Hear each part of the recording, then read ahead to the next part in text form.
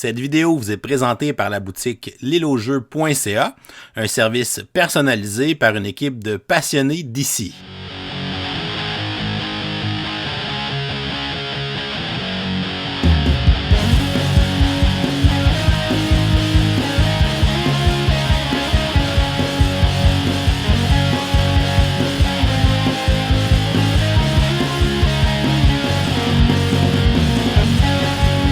Salut les gamers, bienvenue à Professeur Board Game, je m'appelle David. Aujourd'hui à Board Game 100, je vous présente le jeu Wild Tile West, un jeu qui est édité en 2023 par Direwolf et qui nous vient de l'auteur Paul Dennen qui a fait les très populaires Clank et Dune Imperium.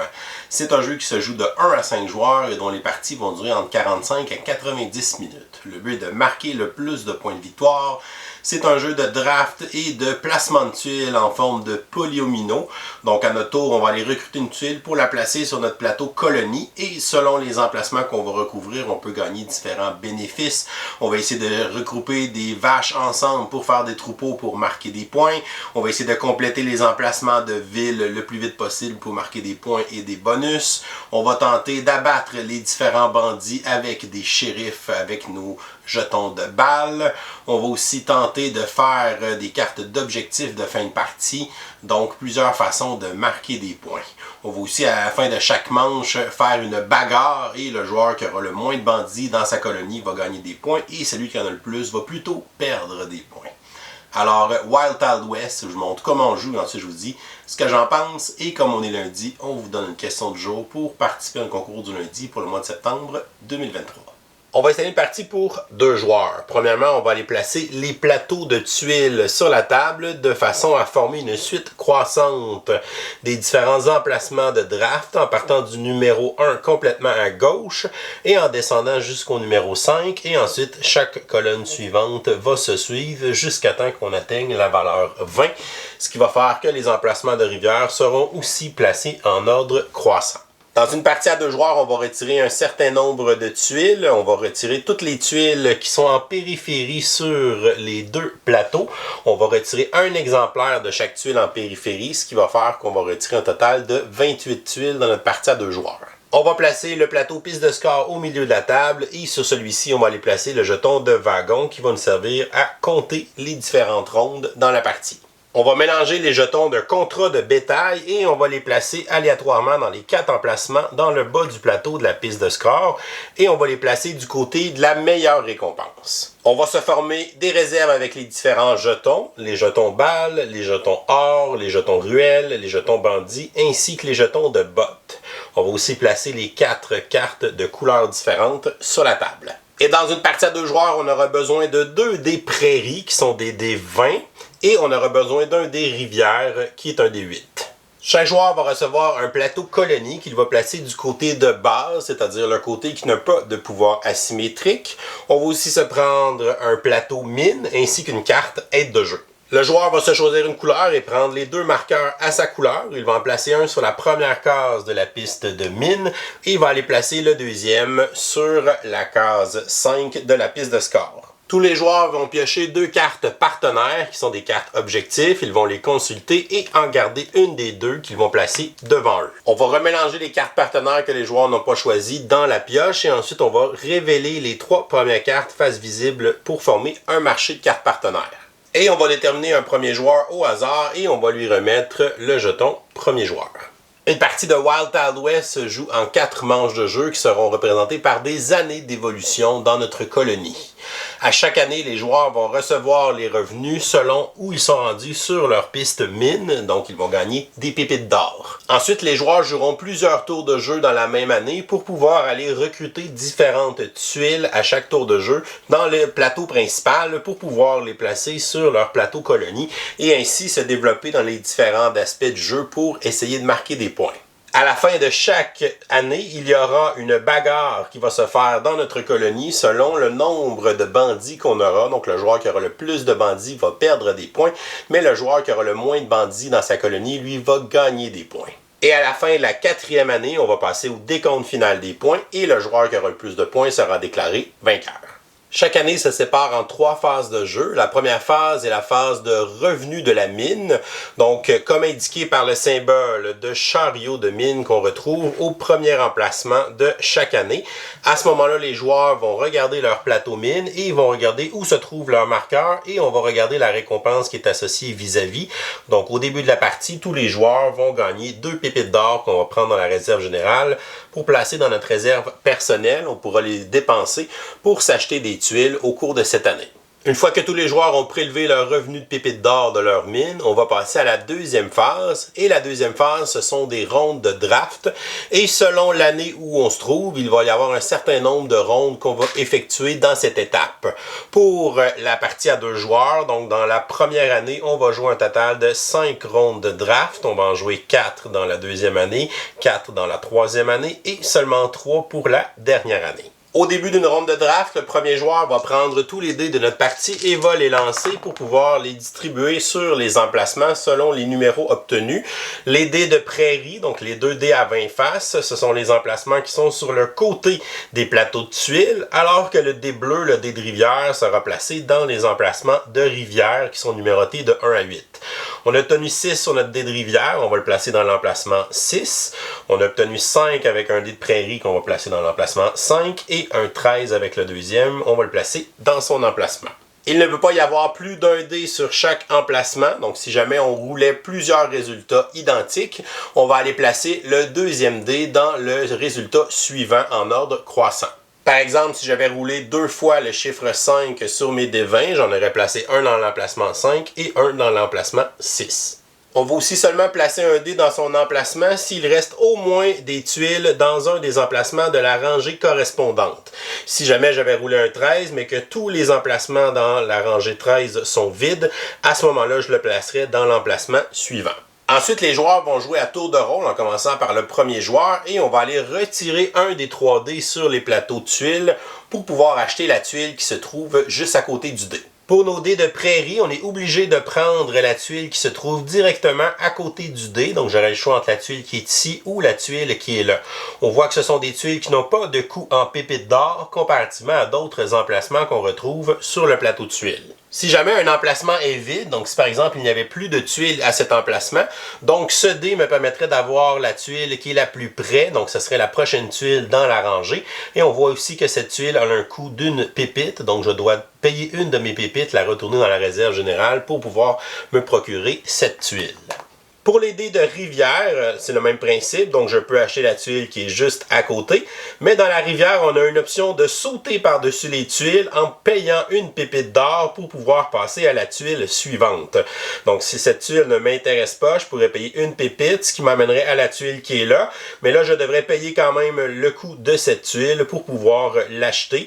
Mais si j'ai encore des pépites d'or, je pourrais payer une pépite d'or pour sauter à la prochaine tuile. Et cette tuile, si elle m'intéresse, je pourrais payer la pépite d'or pour pouvoir me la procurer. On peut seulement sauter des emplacements en payant des pépites d'or sur les emplacements de rivière et non sur les emplacements de prairie. Le premier joueur pourrait donc décider de retirer le dé de valeur 5 et de gagner cette tuile qu'il va ensuite aller placer immédiatement sur son plateau colonie en suivant les règles de placement. Et par la suite, le deuxième joueur a le choix entre un des 2 dés restants, pourrait choisir d'aller prendre le dé dans la rivière, de le retirer pour acheter la tuile qui est ici. Il va aller payer une pépite d'or de sa réserve pour se la procurer et va ensuite aller la placer sur son plateau colonie en suivant les règles de placement. Premièrement, lorsqu'on gagne une tuile en début de partie, donc la première qu'on va placer, on doit la placer de façon à ce qu'elle recouvre la case qu'il y a un X sur notre plateau colonie. Les tuiles sont recto-verso, on peut donc leur faire un effet miroir, on peut aussi les tourner dans le sens de notre choix pour pouvoir les placer sur notre plateau. Donc je pourrais placer ma première tuile de cette façon en couvrant ici le X. Il y a plusieurs cases sur notre plateau colonie qu'il est interdit de recouvrir avec des tuiles durant la partie. On ne peut jamais recouvrir un emplacement de pré, un emplacement où il y a des vaches ou seulement juste du gazon. On ne peut pas recouvrir les emplacements de montagne où il y a de la roche. Et on ne peut pas recouvrir les entrées de mines sur le plateau colonie. On ne peut pas non plus recouvrir des tuiles qu'on a déjà placées avec d'autres tuiles et on ne peut pas placer des tuiles de façon à ce que les tuiles dépassent de notre plateau personnel. Pour les tuiles suivantes, lorsqu'on va devoir les placer sur notre plateau colonie, on est obligé de les placer pour qu'elles soient adjacentes orthogonalement à une tuile qui est déjà placée. On va aussi gagner différents bonus lorsqu'on va recouvrir des symboles de balles, des symboles de ruelles, des symboles d'or, ainsi que des symboles de pioche. Par exemple, je pourrais décider de placer cette tuile ici avec une vache à cet endroit-là et je viens de recouvrir un emplacement de balles. Donc à ce moment-là, je vais aller me chercher un jeton de balles directement dans la réserve et l'ajouter à ma réserve personnelle. Lorsqu'on relie plusieurs tuiles de près avec des symboles de vaches ensemble, on va former un pâturage. Et plus il y a de vaches dans un pâturage, plus il va nous rapporter le point lorsqu'on va décider de le scorer. Lorsqu'on connecte des tuiles de près avec des symboles de près de vaches qui sont déjà imprimés sur notre plateau personnel, ceux-ci vont compter comme des tuiles. Donc à ce moment-là, je pourrais placer une tuile adjacente à cet endroit-là, puisque cela va compter comme si c'était une tuile. Je pourrais placer une tuile qui est ici. Et je viens de recouvrir un symbole de ruelle. Quand je le fais, je vais gagner un petit jeton de ruelle que je vais placer immédiatement. Donc c'est une tuile qui prend seulement une case. Donc je pourrais décider d'aller remplir la dernière case ici qui est en bleu. Si jamais on recouvre un emplacement avec une pépite d'or, donc si par exemple je vais me placer ici, on va tout simplement prendre une pépite d'or de la réserve et la placer dans notre réserve personnelle. Si jamais on couvre un emplacement avec une pioche, donc si je vais placer mon building à cet endroit-là, je vais avancer mon marqueur de 1 sur ma piste de mine, ce qui va augmenter mon revenu que je vais recevoir au début de chaque année, qui va aussi me permettre d'aller marquer des points plus tard dans la partie. Et lorsque je vais atteindre l'emplacement avec un chapeau, on va aller recruter un nouveau partenaire parmi ceux qui sont disponibles au marché. Je peux choisir une des 3 cartes visibles ou prendre la première carte face cachée de la pioche. Pour les cases qui ont des fers à cheval, on n'a pas d'effet lorsqu'on va les recouvrir. Par contre, à la fin de la partie, tous les fers à cheval qui seront visibles vont nous enlever un point de victoire. Certaines tuiles spéciales sont des bâtiments. Donc, par exemple, lorsque je vais placer un bâtiment avec une enseigne blanche, c'est un pouvoir instantané. Donc ici, ça me donnerait 2 jetons de balles que je vais gagner immédiatement. Et ensuite, cet effet ne se refera plus durant la partie. Pour les bâtiments avec une enseigne rouge, comme celui que j'avais déjà placé, le magasin général, ils vont avoir un effet lorsqu'ils seront entourés complètement, donc lorsque toutes les cases orthogonales seront occupées par des tuiles autour d'eux, ou bien qui sont dans des cases qui sont sur le bord du plateau. Cela aussi va compter pour pouvoir l'entourer au complet. Et lorsqu'il sera entouré, je vais gagner une des récompenses indiquées. Donc ici, soit 2 tuiles de ruelle, 2 jetons de balles, ou bien je vais avancer de 2 sur ma piste de mine. Les bâtiments jaunes sont des pouvoirs passifs. Donc ici, lorsque je vais aller placer une botte pour scorer un pâturage, je vais immédiatement gagner une pépite d'or. Et finalement, avec ce bâtiment rose, qui sont des effets de scoring de fin de partie, je vais aller couvrir la dernière case bleue de cette ville. Donc les silhouettes en bleu représentent les villes qu'on veut développer dans notre colonie. Lorsqu'on va couvrir une ville en entier, on va immédiatement aller scorer les points qui sont associés à cette ville sur notre plateau principal. Et on va scorer aussi un bonus de points selon la manche à laquelle on se trouve lorsqu'on va scorer une ville. On va scorer 8 points pour la première année, 4 points pour la deuxième année, 2 points pour la troisième année et il n'y a plus de bonus de scoring pour les villes dans la dernière année. On va aussi retrouver sur les tuiles des symboles de bandits. Lorsqu'on place des bandits, on veut les aligner pour qu'ils soient en ligne droite avec un shérif pour que le shérif puisse les abattre. Donc lorsqu'on va avoir un symbole shérif qui est aligné en ligne droite avec un symbole bandit, on peut utiliser une de nos balles et le shérif va tirer le bandit. On va donc placer la balle debout pour représenter sa pierre tombale. Et chaque pierre tombale qui sera sur notre plateau personnel à la fin de la partie va nous donner 2 points. Le shérif peut tirer dans les 4 directions. Par contre, il y a des obstacles qui peuvent briser sa ligne de vue, notamment les cases où il y a des vaches, les cases où il y a des montagnes, les cases où il y a des bâtiments et les cases où il y a évidemment les entrées de mine. Donc, si par exemple, j'avais le shérif à cet endroit-là, il ne peut pas tirer le bandit qui est ici puisqu'il y a une montagne qui bloque sa ligne de vue. Un même shérif peut tirer plusieurs bandits tant qu'on a des balles disponibles dans notre réserve personnelle. Lorsqu'on place une tuile avec des vaches et qu'on la connecte avec d'autres pâturages, ces vaches-là vont compter pour être dans le même pâturage. Lorsqu'on place une nouvelle tuile, on peut décider de scorer ou non notre pâturage. On peut attendre qu'il y ait plus de vaches dans le pâturage pour pouvoir marquer plus de points. Mais ici, on voit que j'ai 7 symboles de vaches dans mon pâturage, ce qui est le maximum pour faire des points. Donc, je n'aurais pas d'intérêt à attendre d'ajouter d'autres vaches puisque j'ai déjà atteint le maximum. Donc, je devrais le scorer immédiatement. Pour le scorer, on va aller prendre une botte dans la réserve générale et on va aller la placer sur notre pâturage pour dire qu'il a été scoré. Et ici, j'ai le pouvoir que lorsque je place une botte, je gagne une pépite d'or. Donc, je vais aller prendre ma pépite d'or.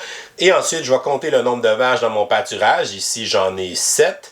Je vais donc aller regarder les récompenses de contrat sur le plateau piste de score. Pour scorer un pâturage, il doit avoir un minimum de 3 vaches à l'intérieur. Si je score un pâturage de 3 vaches, ça va me donner 3 points. Un pâturage de 4 vaches va me donner 4 points. Mais en plus, va me donner la récompense qui est ici. Donc ici, je gagnerai immédiatement 2 balles. Pour la récompense de pâturage à 5 vaches, on va gagner 6 points. Et ici, la récompense serait 5 points supplémentaires. Pour le pâturage à 6 vaches, je gagnerai 9 points. Et ici, je gagnerai 2 pépites d'or.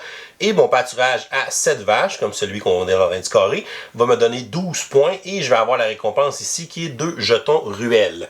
Lorsqu'on gagne 2 jetons ruelles d'un seul coup, on doit les placer de façon adjacente les uns avec les autres sur notre plateau personnel.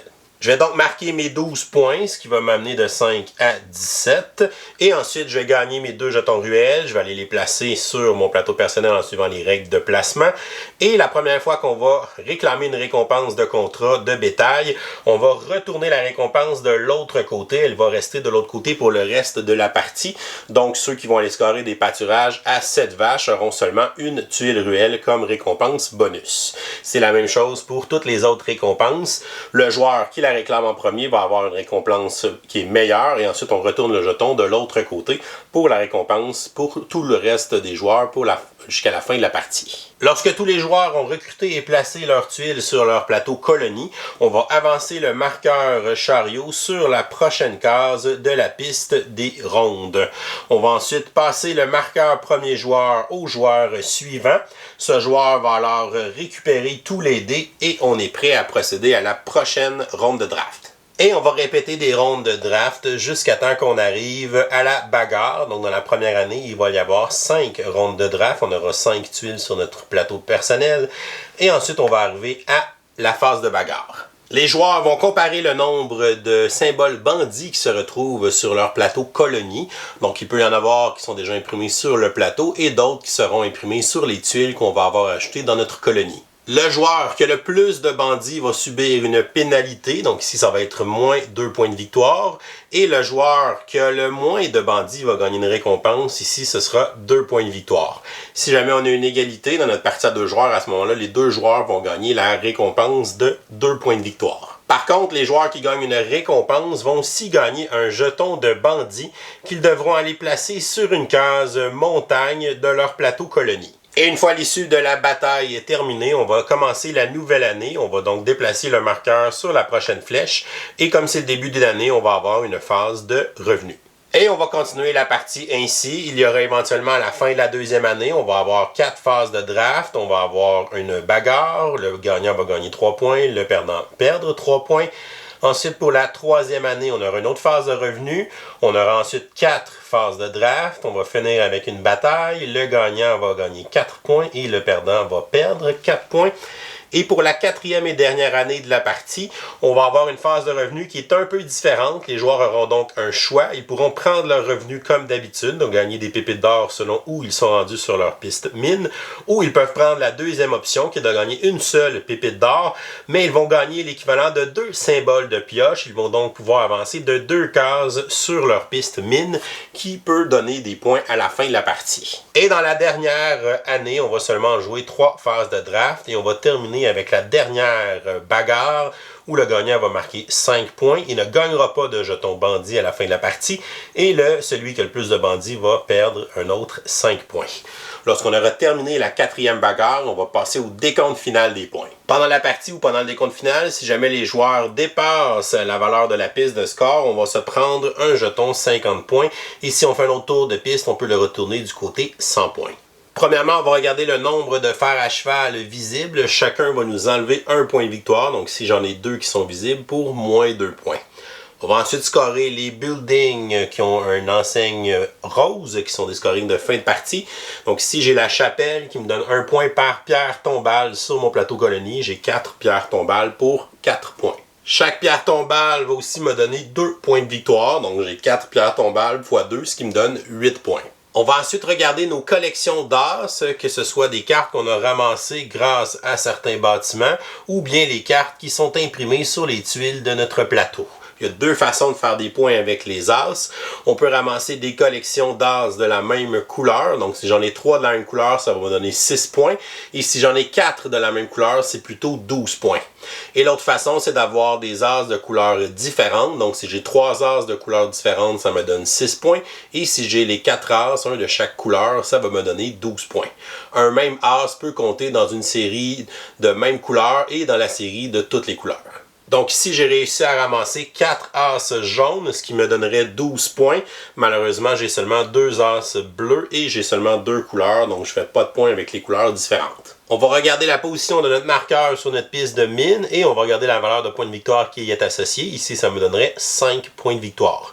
Finalement, on va aller regarder les valeurs de points qu'on va faire avec nos cartes de partenaires. Pour ma première carte, je devais construire des buildings de 2 cases ou moins. J'en ai 2 sur mon plateau. J'ai la chapelle et j'ai la cache.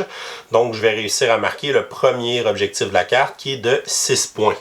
Pour ma deuxième carte, c'était de compléter les villes. J'ai réussi à compléter 3 des 5 villes de mon plateau. Donc, pour 3 villes, c'est seulement le premier palier pour 7 points. Et on va cumuler ça ensemble pour faire notre score final et le joueur qui aura le plus de points sera déclaré vainqueur. Si jamais on a une égalité, c'est le joueur qui a le plus de pépites d'or et de jetons de balles restants qui va remporter l'égalité. Si c'est encore à l'égalité, ensuite, ce sera une victoire partagée. Et voilà, c'est comme ça qu'on joue à Wild Tile West. Je vous reviens avec mon opinion personnelle. Qu'est-ce que je pense de Wild Tile West? Un titre qui est très attendu évidemment de l'auteur Paul Dennen, un auteur qui a fait pas mal 2 coups de circuit dans sa carrière jusqu'à maintenant avec Clank et Dune Imperium. Donc évidemment les gens avaient très hâte d'entendre parler de ce titre-là. Donc on va regarder les côtés positifs. Premièrement, ils ont vraiment fait une belle production. Vous avez vu les espèces d'inserts pour les tuiles, c'est vraiment hot. Donc vous avez 4 plateaux comme ça qui s'emboîtent les uns par-dessus les autres dans la boîte avec une espèce de couvercle qui va par-dessus ça pour pas que ça bouge. Fait que ta mise en place, elle est vraiment accélérée à cause de ça. Tu n'as pas à trier les tuiles, à les séparer, à les mettre sur la table. Tu fais juste sortir les plateaux, tu les mets directement sur la table. Puis en plus, ben, tu as tous les emplacements pour placer les dés, pour faire ton draft qui sont autour de ces plateaux-là. Fait que c'est quand même bien pensé. On voit visuellement, c'est facile à voir quelles tuiles sont disponibles. On regarde dans la rangée et ainsi de suite. Fait que c'est vraiment très efficace côté matériel, puis côté gameplay aussi. Là, ça fait que la mise en place est vraiment rapide pour un jeu de Pelomino. Sinon, le reste du matériel, il y a beaucoup de petits jetons en bois, les petites pépites d'or aussi qui sont sympathiques. Donc, c'est quand même très bien dans son ensemble. Pour le gameplay, c'est un jeu, encore une fois, relativement simple. Ça reste un jeu de polyomino à son cœur.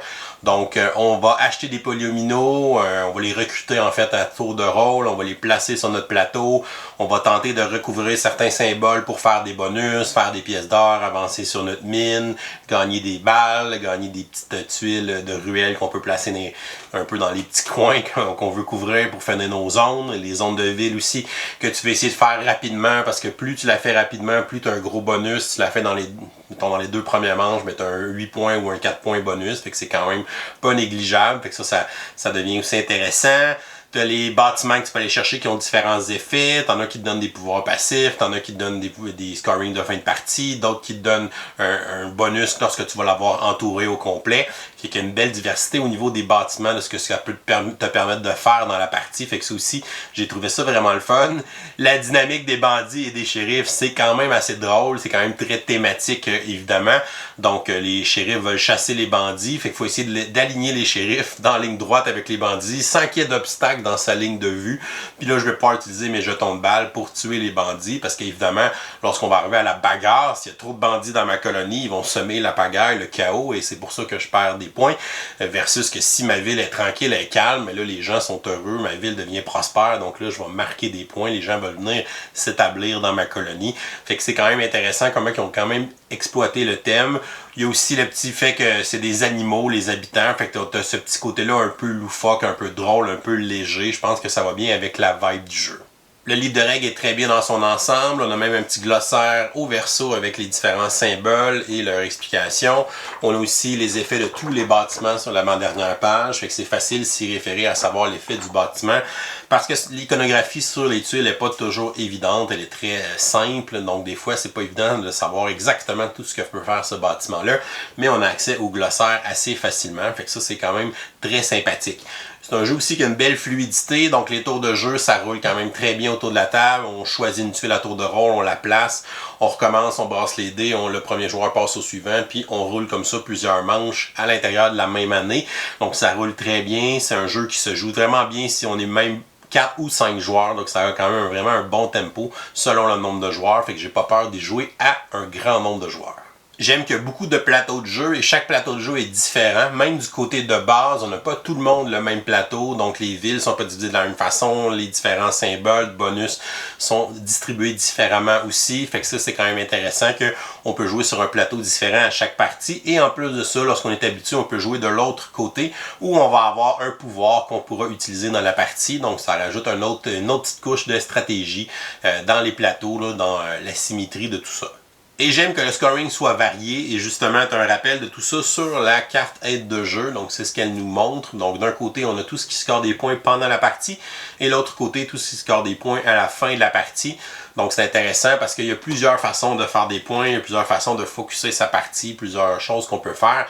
Fait que ça, c'est intéressant au niveau des stratégies. Pour les côtés négatifs, la composante que j'aime le moins, c'est peut-être les plateaux de joueurs. Donc un petit plateau mince comme ça, j'aurais aimé quelque chose d'un peu plus solide, un peu plus épais. Même si on en a mis plusieurs, je pense qu'il y avait quand même de la place pour faire des plateaux de meilleure qualité. Sinon pour le gameplay, j'ai joué à 2 joueurs et j'ai joué à 4 joueurs mes parties.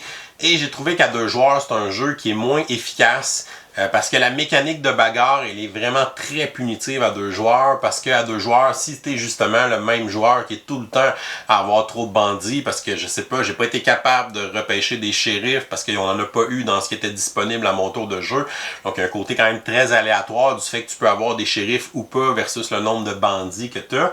Donc si c'est toujours le même joueur qui punit pour la bagarre, qui perd des points, que c'est toujours le même joueur qui les gagne, mais ça crée une espèce d'écart qui est quand même énorme entre 2 joueurs. Et évidemment, 2 joueurs, cet écart-là, il est gigantesque parce que c'est tout le temps les mêmes joueurs qui vont perdre ou gagner, à moins que ça soit serré entre le nombre de bandits. Mais bon, ça n'a pas donné ça dans mes parties à 2 joueurs généralement. Fait que j'ai trouvé que ce côté-là à 2 joueurs, il fonctionnait peut-être un peu moins bien, de peut-être juste donner la récompense à 2 joueurs et ne pas donner la pénalité parce que ça devient un peu trop punitif, je trouve. Alors que si on joue à 4-5 joueurs, je trouve que ça s'équilibre vraiment mieux parce que c'est pas nécessairement tout le temps le même joueur qui va gagner la récompense ou le malus. Fait que là, ça crée moins d'écart entre les joueurs versus les parties à 2 joueurs. Fait que j'ai trouvé que le côté bagarre à 2 joueurs, c'était vraiment pas là qui shinait le plus. Il y a aussi un mode solo, honnêtement, il ne m'attire pas vraiment le mode solo. On a un petit deck de cartes pour simuler un bandit parce que ça va simuler un adversaire lors de la bataille là, à la fin de l'année. Fait qu'il va y avoir un certain nombre d'icônes de bandits ou pas.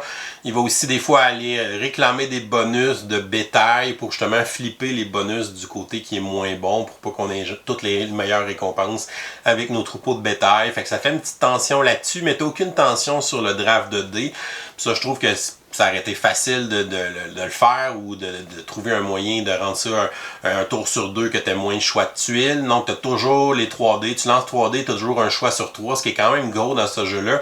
Parce que généralement, quand tu es le dernier joueur dans une ronde, tu as juste un choix sur 2 tuiles possibles. Donc là, d'avoir un choix sur 3 toute la partie, je trouve que c'est un gros avantage par rapport aux parties à plusieurs joueurs. Fait qu'ils ont, tu sais, le mode solo, j'ai l'impression qu'il aurait pu le peaufiner davantage puis de faire de quoi de plus intéressant que ce qui est offert, mais on dirait que ça a été designé sur un coin de table rapidement, là. Pour les fans de jeux avec énormément d'interactions, c'est pas vraiment le cas. C'est un jeu qui est très individuel, donc on recrute chacun des tuiles à tour de rôle et on les place sur notre plateau pour couvrir, faire nos affaires. Fait qu'on n'a pas beaucoup d'interactions avec les autres, sauf la petite bataille qu'on fait justement, là, savoir qu'il y a plus de bandits ou moins de bandits à la fin de chaque manche. Mais en dehors de ça, on fait pas mal de petites affaires dans notre coin. C'est un jeu aussi que je trouve quand même dispendieux. Là. Il est sorti en version anglaise pour l'instant. C'est un jeu qui, nous, au Canada, est environ à 80$ en magasin. Donc, plus les taxes et tout ça, on est proche d'un jeu à 100$ au final. Pour un jeu de Piolomino, je trouve que c'est quand même assez cher. Même si on offre du super beau matériel et tout ça, je trouve que c'est dispendieux pour ce type de jeu-là. Somme toute, Wild Wild West, je vais lui donner une note de B. Pour moi, c'est un bon petit jeu de polyomino qui est vraiment le fun à jouer. Il réinvente pas la roue du jeu de polyomino, donc c'est encore le même principe de gagner des tuiles, les placer sur notre plateau pour couvrir différentes cases qui nous donnent des bonus, essayer de compléter des zones. C'est des choses qu'on a vues souvent dans plein d'autres jeux, mais là, on dirait qu'on a pris des petits éléments un peu partout, puis on a fait quand même quelque chose d'intéressant, quelque chose de dynamique, quelque chose qui a beaucoup de trucs qui peuvent te donner des points. Fait que c'est le fun comment tu peux varier les différents éléments du jeu, ta stratégie de faire des troupeaux de vaches, essayer de maximiser telle carte d'objectif. On a aussi la façon de faire des points en couvrant les villes. On a aussi la bagarre, évidemment, on veut tuer les bandits. Les bandits nous donnent des points en plus quand on les tue. Fait que là, il y a plein de trucs qu'on peut faire au niveau du pointage. Fait que ça, je trouve ça le fun, je trouve ça amusant. Je trouve que le matériel aussi, l'insert qu'on nous a mis, c'est vraiment très efficace, très le fun. Le fait que la mise en place soit rapide. Donc, il y a plein de belles qualités. Il est super le fun à jouer, mais c'est pas un jeu qui a fait un wow ou que, justement, il a révolutionné un peu ce style de jeu-là. Donc, il fait ce que d'autres font déjà quand même très bien, mais il offre une façon de jouer qui est le fun et sympathique, encore une fois. Mais on dirait que des jeux de polyomino, j'en ai plusieurs dans ma collection, puis des fois, jouer à un ou jouer à l'autre, ça revient souvent au même. Donc, avoir la place que Wild Wild West sera capable de se faire, lesquels il sera capable de tasser. Mais évidemment, des jeux de polyomino, c'est pas des jeux qui ont une énorme profondeur stratégique. T'as pas besoin d'en avoir 10 dans ta collection. Fait que une fois que t'en as 2 que t'aimes beaucoup, ben, je pense que c'est bien en masse dans une ludothèque. Donc, si jamais vous cherchez un bon petit jeu de polyomino sympathique, ben, Wild Wild West est disponible présentement en version anglaise en magasin. J'ai pas entendu nulle part un éditeur annoncer une version française pour l'instant, mais si jamais vous avez entendu quelque chose, laissez-nous savoir en commentaire. Je pense qu'il y a des gens que ça va peut-être les intéresser. Et voilà, c'est tout pour aujourd'hui. Oh, c'est vrai, on est lundi. On va donc vous donner une question du jour pour participer à notre concours du lundi pour le mois de septembre 2023, dans lequel vous pourriez gagner l'édition Deluxe de Pyramido. Donc, la question du jour est très simple. Quel est votre jeu de polyomino favori? Donc, des petits jeux de placement de tuiles avec des belles formes à la Tetris. Donc, il y en a énormément des jeux comme ça maintenant. Donc, lequel est votre favori? Laissez-nous ça en commentaire YouTube sous la vidéo pour enregistrer votre participation. Et si vous nous supportez sur Patreon pour au moins 5$, vous aurez aussi une participation automatique au concours. Donc, encore une fois, bonne chance à tout le monde. Et si vous n'êtes pas encore abonné à la chaîne, vous pouvez le faire en cliquant le petit bonhomme ici en bas de l'écran. Si vous pouvez nous suivre sur Facebook, Instagram à Professeur Board Game. Et vous pouvez nous supporter sur une campagne Patreon si vous aimez les petites vidéos qu'on fait. Je vous souhaite à tous une excellente fin de journée et continuez le game.